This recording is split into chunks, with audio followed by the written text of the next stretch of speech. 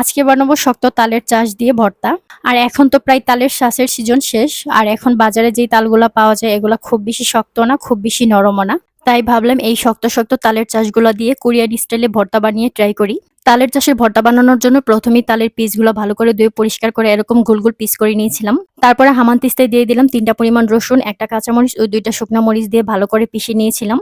তারপরে দিয়ে দিলাম কেটে রাখা তালের চাষের মধ্যে বরমজের পাতা, আগে থেকে ভিজিয়ে রাখা তেঁতুল, 1 চামচ পরিমাণ সাদা তিল এবং অল্প পরিমাণ সয়া সস এবং অল্প পরিমাণ কাসুন্দি। তারপরে দিয়ে দিলাম আগে থেকে হামানদিস্তায় পেষে রাখা রসুনের পেস্ট।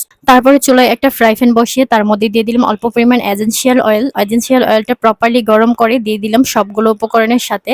সবগুলো উপকরণ একসাথে করে দেওয়ার পর কিছুটা মাখাচাকা করে নেওয়ার পরে রেডি হয়ে গেল তালের চাষের কোরিয়ান স্টাইলের ভর্তা। আর তালের চাষের ভর্তাটা কিন্তু দেখতে মাশাআল্লাহ অনেক লোভনীয় হয়েছিল আর খেতেও হয়েছিল মাশাআল্লাহ ওয়াও লেভেলের মজা। বাসায় ট্রাই করবেন, আশা করছি ভালো লাগবে। Thanks for watching my video.